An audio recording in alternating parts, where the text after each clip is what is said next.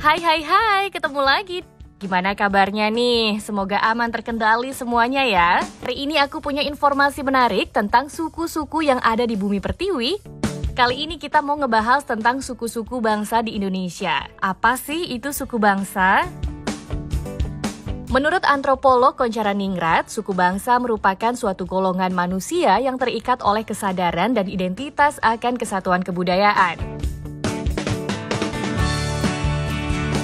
Dilansir dari situs web indonesia.go.id, Indonesia memiliki lebih dari 300 kelompok etnik atau suku bangsa, ditambah dengan subsuku bangsa total keseluruhan berjumlah 1.340.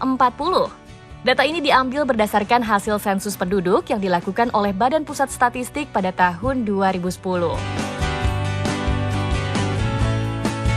Dari hasil sensus itu juga diketahui bahwa suku Jawa menjadi suku dengan populasi terbanyak dengan mencapai 95,2 juta atau lebih dari 40% jumlah penduduk Indonesia.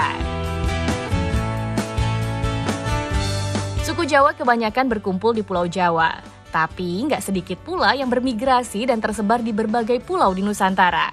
Bahkan ada yang sampai luar negeri seperti Malaysia dan Suriname loh.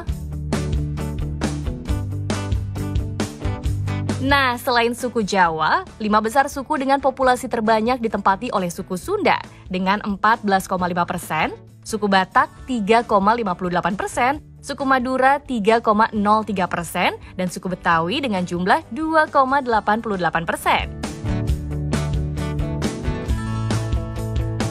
Emang seperti yang kita tahu ya, negara kita ini memiliki suku bangsa yang sangat beragam dengan ciri khasnya masing-masing. Bisa dari fitur wajah, bahasa, makanan, pakaian, dan ciri khas lainnya yang tersebar dari Sabang sampai ke Merauke. Gak cuma suku-suku besar tadi, sebenarnya banyak suku-suku terpencil dan subsuku yang tersebar di Indonesia, khususnya di Kalimantan dan juga Papua.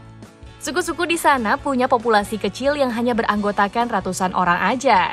Seperti suku Dayak yang mempunyai subsuku bangsa terbanyak di Indonesia. Dan di daerah Papua, sebagian besar bahasa daerah yang digunakan masuk dalam rumpun bahasa Austronesia, meskipun sejumlah besar suku di Papua tergolong dalam rumpun bahasa Papua atau Melanesia. Pembagian kelompok suku di Indonesia sendiri ini nggak mutlak dan sama. Hal ini dikarenakan perpindahan penduduk, percampuran budaya, dan saling mempengaruhi satu sama lain. Sebagai contoh, sebagian pihak menganggap kalau orang Cirebon adalah suku tersendiri dengan dialek yang khusus pula. Sedangkan beberapa pihak lainnya berpendapat bahwa mereka merupakan subetnik dari suku Jawa secara keseluruhan. Begitu juga dengan suku Baduy dan suku Banten yang dianggap beberapa pihak sebagai bagian dari suku Sunda.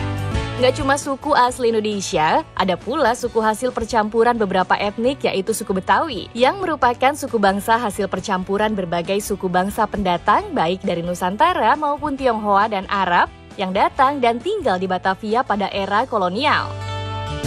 Berbagai kawasan di Indonesia memiliki suku asli atau suku pribumi yang menghuni tanah leluhurnya sejak dahulu kala.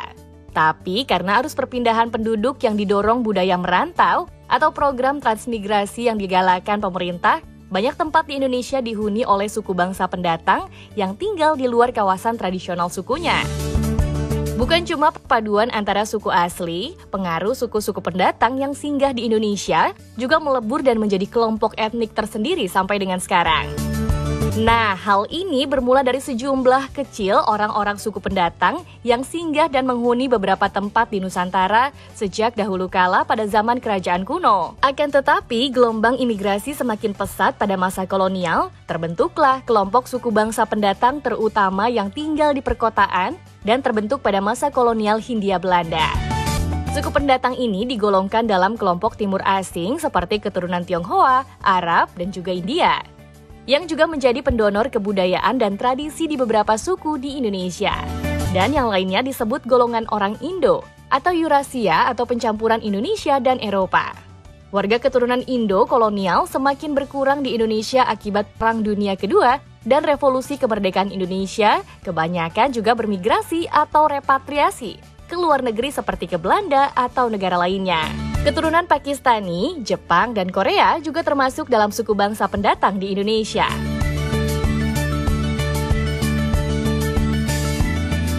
Untuk Pakistani, pada mulanya bangsa Pakistan pergi ke Indonesia untuk keperluan berdagang dan menyebarkan agama Islam. Tapi lama-kelamaan mereka justru betah dan memilih tinggal dan berkeluarga di Indonesia. Di Indonesia, daerah signifikan dengan etnis Pakistani dinamakan Pekojan. Nah, sedangkan untuk orang Jepang, mereka telah bermigrasi ke Indonesia sejak zaman penjajahan Hindia Belanda. Namun setelah kekalahan mereka dalam Perang Dunia Kedua, jumlah mereka menurun dan meninggalkan sejumlah kecil mantan tentara Jepang yang masih tinggal di Indonesia dan menjadi warga negara Indonesia. Perkembangan jumlah penduduk Jepang di Indonesia belakangan ini didorong oleh peningkatan bisnis dan investasi negeri bunga sakura itu di Indonesia sejak tahun 1970-an dan sebagian besar adalah ekspatriat yang masih mempertahankan kewarganegaraan Jepang mereka. Sejumlah besar ekspatriat Jepang tinggal di Indonesia, terutama di Jakarta dan Bali. Hampir sama dengan negara tetangganya, Korea juga sebagian besar didorong oleh peningkatan bisnis dan investasi di Indonesia, dan sebagian besar adalah ekspatriat yang masih mempertahankan kewarganegaraan Korea mereka. Etnik Korea terkonsentrasi dalam satu wilayah yang bernama Koreatown di beberapa daerah di Indonesia seperti Jakarta. Mereka ini termasuk dalam suku bangsa terbaru yang ada di Indonesia loh. Masih membahas tentang suku-suku di Indonesia nih, dan kali ini aku mau kasih tahu fakta-fakta menarik tentang salah satu suku pedalaman di Indonesia, yaitu suku Baduy. Mendengar kata suku Baduy pasti udah nggak asing ya di telinga kita. Suku yang ada di Provinsi Banten ini memang terkenal sebagai salah satu suku pedalaman yang masih menjaga kelestarian budayanya.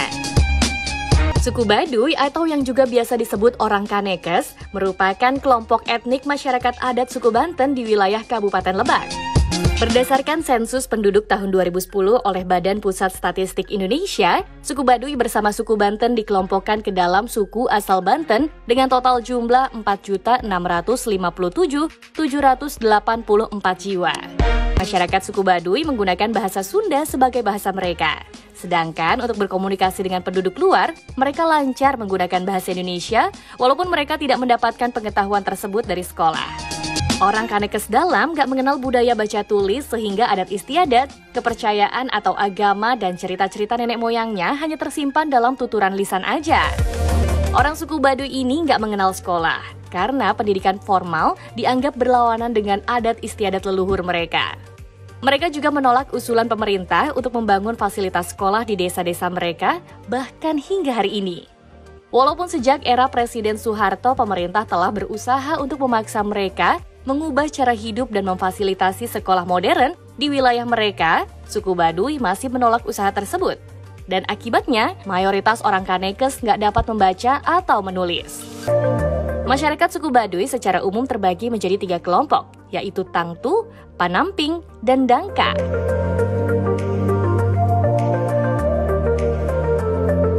Kelompok Tangtu bisa disebut sebagai orang Baduy dalam yang terkenal paling ketat dalam menjalankan adat istiadat mereka. Seperti nggak boleh pakai sarana transportasi, nggak boleh pakai alas kaki, dan pintu rumah mereka harus menghadap ke arah utara atau selatan, kecuali sang puun atau ketua adat mereka. Ciri khasnya mereka menggunakan pakaian berwarna putih alami dan biru tua, serta memakai ikat kepala warna putih. Lalu yang kedua adalah kelompok Panamping atau masyarakat Baduy luar yang merupakan orang-orang yang telah di luar dari adat dan wilayah Baduy dalam. Hal yang membuat mereka dikeluarkan karena melanggar adat, keinginan sendiri untuk keluar, dan menikah dengan anggota Baduy luar. Masyarakat Baduy luar ini lebih terbuka dengan modernisasi. Ciri khas mereka menggunakan pakaian dan ikat kepala berwarna biru tua sebagai penanda mereka sudah tidak suci lagi atau murni menjaga adat istiadat leluhur mereka. Dan yang terakhir adalah kelompok Dangka, yaitu masyarakat yang tinggal di luar wilayah Kanekes. Mereka berfungsi sebagai buffer zone atau zona penyangga yang mengelilingi wilayah Kanekes. Nah, itu dia beberapa fakta menarik dari suku Baduy atau orang Kanekes. Keren banget ya, menurut kalian gimana? Wah, salut banget sama mereka masih menjaga budaya dan tradisi dari para leluhur, dan semoga kita semua juga bisa mendukung dengan saling melestarikan dan menghormati adat istiadat masing-masing suku yang ada di Indonesia.